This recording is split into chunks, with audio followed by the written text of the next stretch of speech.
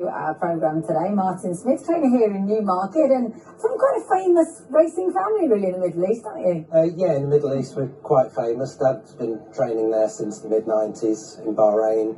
Was champion trainer in Dubai a few years ago as well, and yeah, I love the Middle East. I've lived over there myself on occasions and I miss it at times, especially the weather. Yeah, I'm missing the weather. I've only been here a few days. And tell me about your operation in Newmarket, because you're quite small, but you did pretty well last year. 6 winners across both codes. Yeah, we don't have many horses. We average probably about a dozen horses, I'd say. Sometimes it goes up, sometimes it goes down.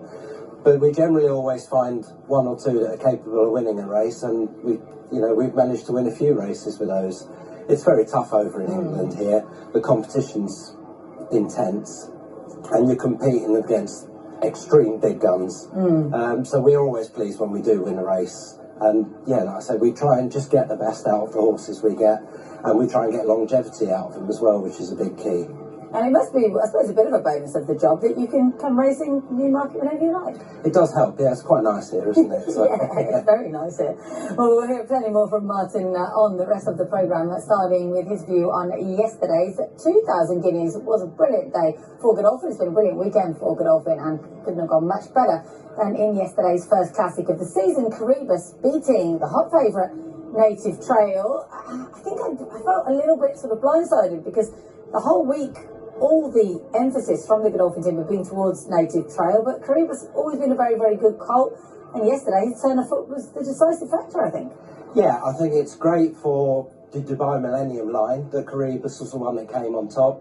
Personally, I think if you were to put them in each other's stalls at the start, you might reverse the result. Interesting. It seemed we had quite a few winners on the far side. I know they say there isn't any draw bias, but maybe they just got a better run on the far side. But it just seemed to me like the horses drawn on the far side had a slight favour. Oh, it's interesting, because no one else has pointed that out, but it is a good point, because they were drawn in 1 and 14, I think, or 15, so total opposite sides of the track. And another interesting thing, we'll hear from Charlie Appleby in a minute, but in another interview that he did, not with me, he said actually, even though Native Trail's done a lot of racing here and even breezed here during the sale, he feels he isn't really a Newmarket horse, and so he felt that he perhaps didn't handle it as well as he had done previously yesterday. Yeah, I think you could see that in the dip. You just see his body sort of wander from side to side a little bit as he's trying to get the grips. I think it is more the undulation. Sometimes it's the going that they don't like when they do that. They tend to roll around on ground that's too fast for them. But I think if you ran them against each other 5 times, personally, I think Native Trail would win 3 or 4 of those races. Interesting. They're going to go in different routes from here. It sounds as though Native Trail will head over to try and pick up 8 guineas in Ireland at the Curragh, where they know he's very effective, and it will be the Poetic Flair route in the St James's Palace Stakes next for the winner, Caribus. Any excuses for any of the others? Luxembourg finished 4th, Iden was finished 3rd, Iden was 4th. I felt like the right horses were at the front of the finish. I think so. I think the fact that Luxembourg ran as well as he did, I think the front 3 or 4, I don't think you can make any excuses for those. I didn't see any massive skirmishes really any further behind either. It looked like everybody was where they wanted to be, and for me, on paper, the best horses came on top on the day. I did speak to the Bruce Raymond and the Perfect Power team after the race, and he felt that the horse, not so much it didn't stay, just didn't really handle the conditions yesterday, was rolling around a little bit on the ground, and indeed he did start towards that far side, ended up towards that the near side, which may have had something to do with it, but all the same, bit of a disappointing run, unfortunately, for the connections of Perfect Power. Well, it was a first 2,000 guineas for Charlie Appleby. He was pretty relieved and also delighted after the race. Indeed, for Native Trail as well, the second, but for Caribus and for Charlie after the race. And I think he is genuinely very, very popular. So is James Doyle, because they have worked their way up. Charlie started out travelling horses. He doesn't have the sort of traditional upbringing that a lot of trainers do. So I think there's a lot of respect for him and for James for that. Yeah, Charlie is a humble guy, and like you said, he's done it the hard way. He's worked his way up, and everybody's got a lot of respect for him, and he's obviously very good at what he does. So yeah, everybody that I know doesn't have a bad word to say about Charlie. He's very well thought of, all around town really. And everybody knows James. I remember when James started riding, and his sister Sophie, who's out in America now doing really well.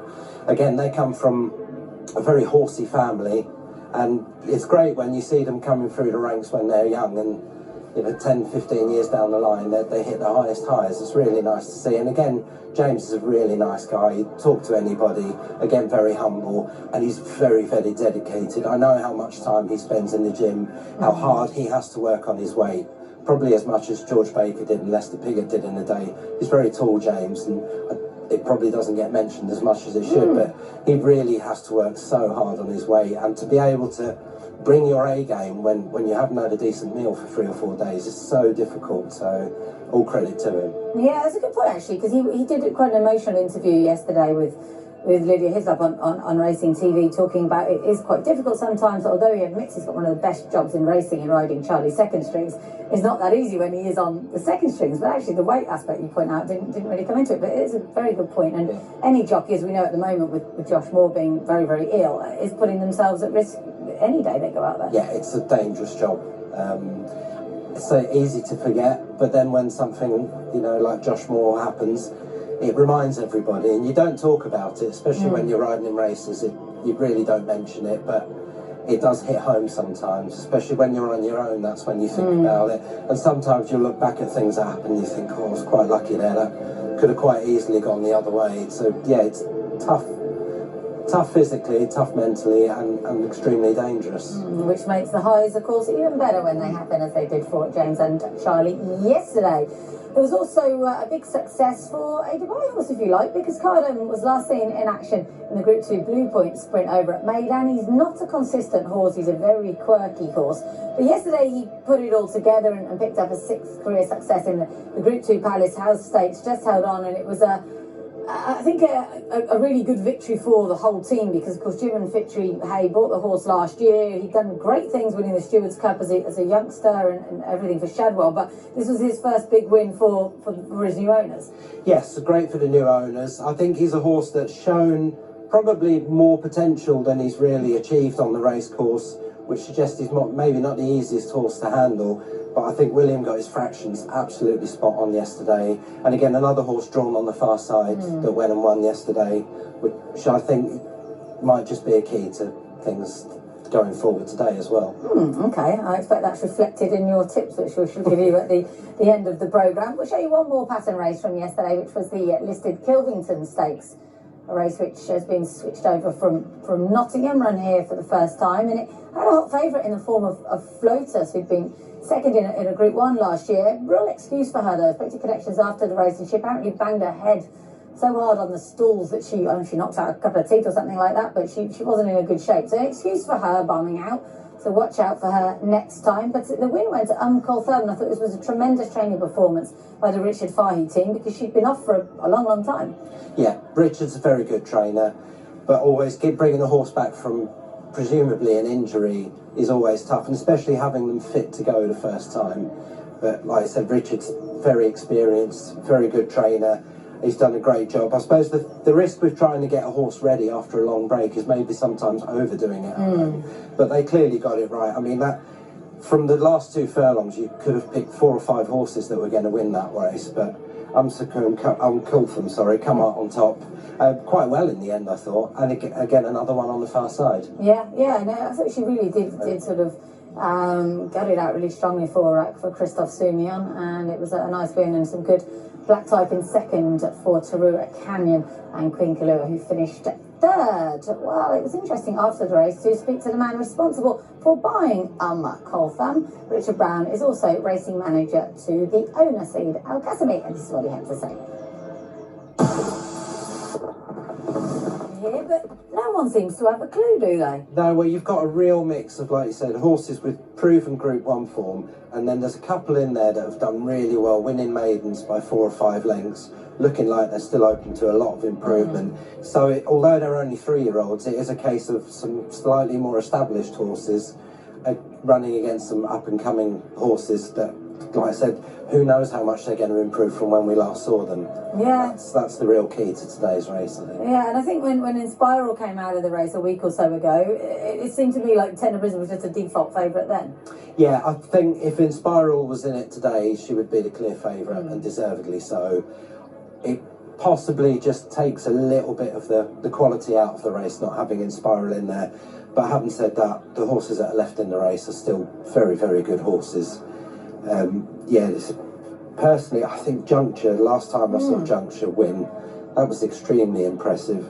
There's a question mark over what she beat, but still, to beat any horse the way she beat that field that day, I think she could be a danger of the up-and-comers and maybe just be getting forgotten about. Well, apparently a lot of money's come for Juncture as well this morning. When we visited Joe Lyons back in September, he said it's a filly absolutely loves, so I definitely don't think you can rule her out. But the favourite for the race is Tenebrism, and she brings in a really good, well, she's the latest in a very good line of runners from Doyle in this race. Is a little bit more about her and why she has so much in her favour.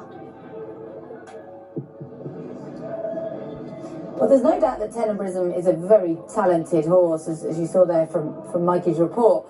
And I think she's remarkable to do what she did on just her second start in the Cheveley Park. But that's over a lot shorter than this. It was a good turn of foot. Will she stay the mile today, do you think? It's confusing because when she won that race, she was staying on really well, but over 6 furlongs. It's a big step up from 6 furlongs to a mile, especially a mile where they're going to go a rattling pace from the end. So it's going to take a bit of staying. Hand on heart, my gut feeling says no, but I could be wrong. I have been before. Obviously, Aidan O'Brien thinks she's got a good chance of staying, but I would look elsewhere.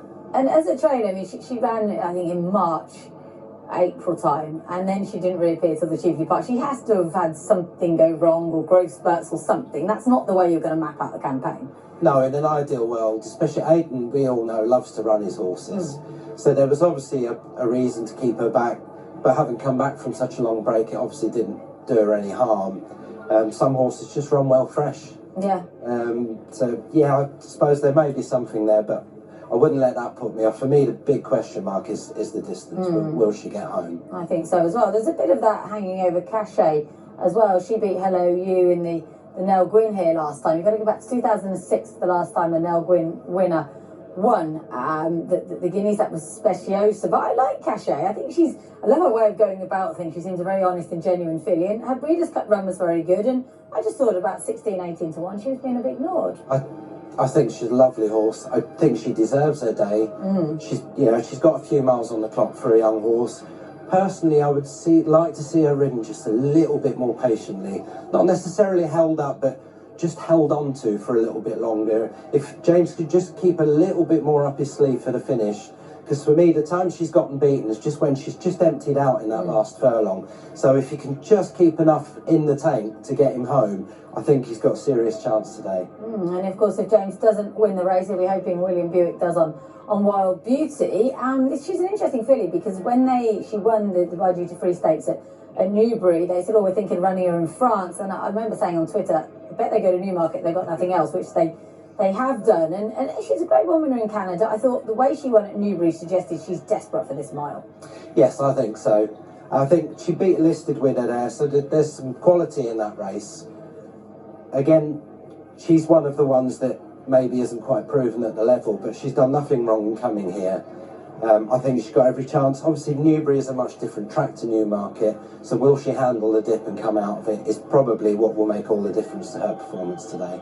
And we have to, of course, discuss some of the other Irish horses. You've mentioned Juncture, but we've got Tuesday in here, very good second string for Aidan O'Brien, and also Discoveries is Group 1 winner for Jessie Harrington. Yeah, I thought Discoveries won really well. Again, when Discoveries won, she almost looked a little bit unbalanced. And that would, I suppose, be a slight concern going here on fast ground. Will she get found out again in the dip? But I mean, her form is there for everyone to see. She deserves to be here today for sure. Yeah, Jessica Harrington feels that she really does want fast ground, but she's yet to run on anything faster than good at the moment. It's good to firm good in places here at Newmarket. It has quickened up a little bit since yesterday, so that for me is a bit of a worry with Discoveries, but of course the trainer will know an awful lot better. We're going to move on to the main supporting race now, which is the Group 2 Dahlia Stakes, which has a pretty small field of 7. If it wasn't for the good version of Abaya, she's there, she's right on the money, and she'll probably be the one to beat. But like you said, you don't always get the best from her, so it's really a question of whether she's on, I say a going day, that's probably being harsh on her. She might have genuine reasons why she's run below par. Obviously, travelling a lot takes a lot out of the horses, so it might just be that running a bit closer to home might suit her better. Yeah, for me, she's a good horse, but you don't always get the best of her. Hopefully today's a going day. Yeah, interesting reading the comments from Francis Graffard in the Racing Post. He says he's running her here because they didn't want to take on Grand Glory again in France, and also he felt that she really needs pace in the race. He might not get that with only 7 runners in here. Another one of them is Romantic Rival, who was quite disappointing last time out. She was well beaten in the listed Snowdrop Stakes at Kempton. Obviously, he's on the all-weather, but quite valid excuses for that, according to trainer George Bowie. He says that she missed work prior to that, and she just blew up, to use that horrible expression, in the closing stages. So knowing that, she should at least see it out a bit better today. Yeah, she also got quite warm before the race as well. She came out sort of all sweating, which would suggest she was a bit fresh. Like George has said, missing a gallop or two at home ideally, but she travelled really well in that race. I thought she travelled, and up until the last furlong, she looked like the all-out the winner, to be fair. But she looked genuinely like she just took a blow of her girth in the last furlong, and she was looked after that day. When she did get tired, she wasn't given a hard time, so that may actually have been an ideal prep run for today. Yeah, very interesting. It's reasonably open. Which one did you decide on for the day? I think I went for Dream Loper. Yeah, which makes sense because she's got the form here, good form here. Yeah, I think, I like going for proven form. It's more reliable generally. So that's the way I've gone. You could drive yourself mad trying to weigh up quotes from trainers, that's for sure. Let's have a look at the listed Pretty Polly Stakes, which, as I mentioned earlier on, let's take a look at Crenelle, the Juddmonk filly, who won here at the Craven meeting. The first 2 pulled clear, and the general feeling is that she was unlucky not to win the time before this, and that she's a pretty good horse, and we've got to take her very seriously today. I think so. I think she travelled really well that day. Not only did she win impressively, but I think Fontaine, the second horse, looks like she could be a very good horse as well. And like you said, the third horse was, half a road back really. So I think that could turn out to be a really strong maiden. Crenelle is probably the one to watch out for. I've gone with the Moonlight again. Just for me, a bit more solid form, but the way Crenelle won her race, her maiden, obviously a good horse, and be interesting to see where she can back that up today.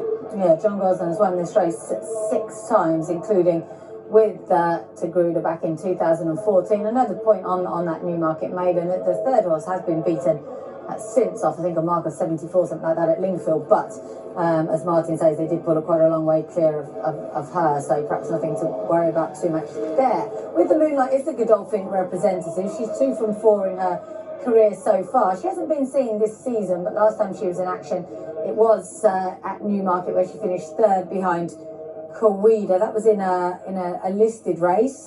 Assuming that she doesn't need the run, which Charlies don't often, then she is a leading player, which, as you say, with the course form.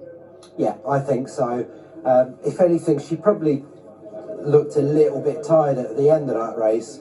Maybe had a tough season as a 2-year-old, but again, the wins that she had were very good. For me, I think she's competed at a higher level so far than Crenelle has. So for me, she's the solid pick. Any of the others we should point out? I thought Arion was quite interesting for Hugo Palmer. Yeah, Hugo recently moved base from here all the way up to Chester. Maybe the horses are still settling in, they're getting used to the way of life over there. So it might just be a little bit of time before Hugo's horses really fire. Other than that, I mean, Masha here's probably been unlucky to not win a race yet. Arguably not quite at this level. But it would be great for Henry Spiller, local trainer. He's a really nice guy, Henry.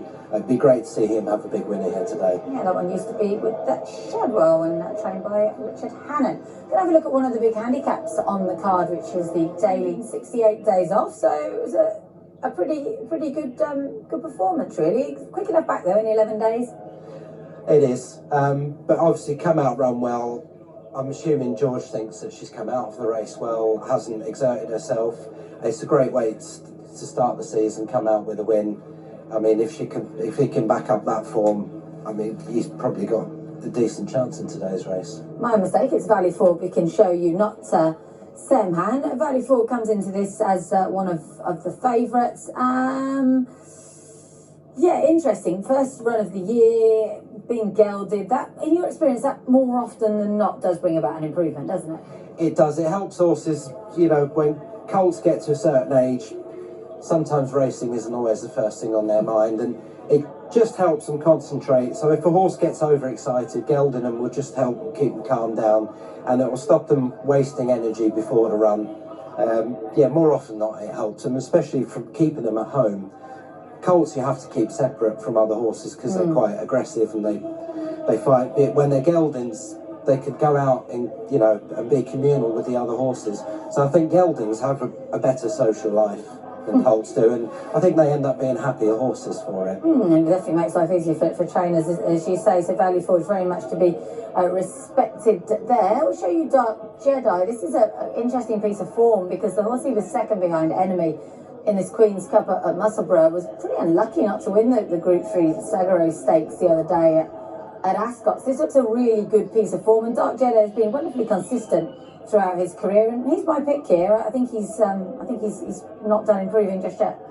No, and I think he was really unlucky in this run at Musselburgh. He got held up about a furlong and a half out, and for a stayer, a furlong isn't really enough time to get them going again, and Duran just looked after him as well. I mean, who knows? I think he could have given Enemy a run for his money if he'd gotten a clear run that day. So I think he's possibly better than his form coming into this race. That certainly seems to be what Connections feel is the case anyway. Dark Jedi very much to be respected. So what do you make about Revolver? I mean, he's had a few issues. I think he's sore shin, something like that. Seen him off the track for nearly 2 years, but Sir Mark Prescott can get them ready. I think Sir Mark is an absolute genius, and if he thinks Revolver's got a chance, that's good enough for me. Yeah, so it's talented also, as we said, racked up a 6-timer a few years ago. Let's give you our selections for the whole of Newmarket today. Did all right yesterday between us, myself and Edgar Byrne. He found 3 winners, mind you there were 8 races. I've gone for Syndicated in the opener. She's out of that lovely mare at J1. She's actually a half-brother to Boccaccio, who's now in training in Dubai. You've gone with Warminster. There's not much form to go on in that There's opener. no form to go on, so there's a bit of pedigree. John Ryan, again, local trainer. John's a very good trainer. If the horse is good enough, he'll have him right first time. And for me, Tom Marquand is possibly the best jockey riding at the moment. So I think they're a good enough combination to get my vote. Okay, maybe a bit of local knowledge there. I did see John yesterday. I should probably have asked him. I've gone for Dark Jedi. You've gone for Revolver. So every faith in Sir Mark getting him fit after 2 years off. Yeah, I think if Sir Mark thinks he's good enough to be in the race today, then, like I said, that's good enough for me. And I've gone for a bit of a flyer on Arian in the next, but with the Moonlight, the Charlie Appleby bandwagon to keep on rolling, you think? Yes, with the Moonlight was my pick. Like you said, Charlie's horses are absolutely flying at the moment. There's just no reason to go against him, really. And Dream Loafer we've covered. And Malabath, didn't talk too much about her in the Guineas, but her form looks rock solid. And despite being trained in France, she does seem to want this fast ground. Yeah, I thought her run in the Breeders' Cup was really good. Got a terrible start, got a dream run round the inside rail, given a great ride by Ryan. I just think when you put all the form together, I think Malabath just comes out on top for me. And no reason. I mean, Christophe Simeon, again, probably the best jockey riding in Europe, so there's no reason for me to pick anyone else, to be honest. Christophe made me laugh yesterday. He won the first race on Coltham, and he came up to me and he said, the Jockeys Championship starts today in the UK, and I said, yeah. He went, so I'm leading. Not for long, unfortunately, Christophe, but he's 10 times French champion. Maybe you thought he could win a British one as well. And just to wrap up your tips, Superstars and Haymaker you've gone for in the last 2 races. Yeah, I think, to be fair, we haven't seen that many of Charlie and Mark Johnson's horses out, but I think this is a good horse. I think this horse has got improvement on his previous form. Again, there's not an awful lot to go for, but for me, just slightly, I think that's come on top. See the Stars, obviously, we know that has got thrown out plenty of good horses, and he's got Holy Roman Emperor on the dam side, one of my favourite stallions, so probably gone more on pedigree than anything else for that. Why is he one of your favourite stallions? Just horses I've been connected with. I trained Roman River, who's out in Bahrain with my father. Roman River's probably one of the best horses I trained. He won a race by 5 lengths at Haydock over here. I think he was rated about 95 when he left us. He was a Holy Roman Emperor, and I've come across a couple of them before. They're quite precocious horses, and yeah, just the type of horses I like. Interesting. And speaking of horses you train, I have to ask you about Happy Craft. Happy Craft, Ava. Yeah, she's doing really well. She's been with us about a month now. We're getting her ready. She's probably going to run at the end of this month, hopefully at Haydock in the John O'Gorn. Then we might get one more run, then she's off to stud at the end of the season. The idea is to try and pick up some black type over in the UK before she retires to the paddocks. But she's been an absolute pleasure to be involved with, even from when she was a yearling when we broke her in. Seeing what she's done in Bahrain, she's beaten all comers in the international series there.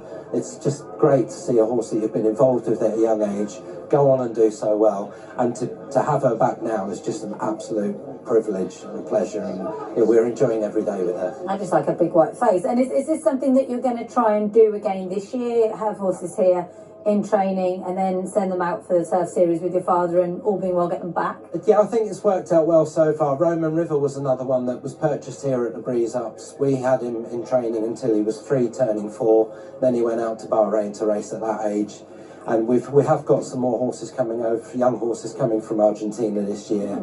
So hopefully it's an ongoing thing. It seems to work quite well. So if it's not broken, let's not fix it. Well, it's been a pleasure having you on. I feel I've learned a lot, and say all the best with your next runners, which are on Tuesday. Yeah, we're at Fakenham on Tuesday. It's Jumps. Norfolk National Day there. Okay. We did have one for the Norfolk National, but he picked up an injury last week, unfortunately, so that's him out for the season. But we've got 2 other runners there. We've got Marani Kali running in the first and Alia Torek running in the second. I think they've both got a good chance, so hopefully a good day there. You heard it here first. Many thanks to Martin. Been a pleasure having you on, and we will leave you now, but I'll be popping up on DLC2 throughout the afternoon, giving you updates from Connections on 1000 Guineas Day. Bye for now.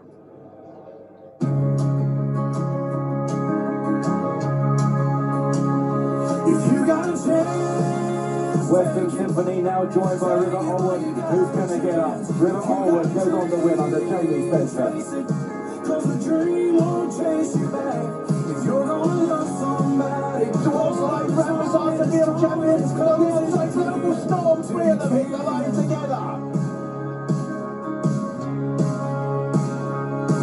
There's a box of greasy parsley. But Mystery Angel, a big win for George Bowie, a double on the day for Ben Curtis. Your granddad to bring it back to life. You can always get Lavenders Blue is battling on. Far side Lady Bothorpe, Queen Power in the centre. Very close indeed. Just goes the way of Lady Bothorpe. Take it while you got a chance. If you got a trouble, who's out in front?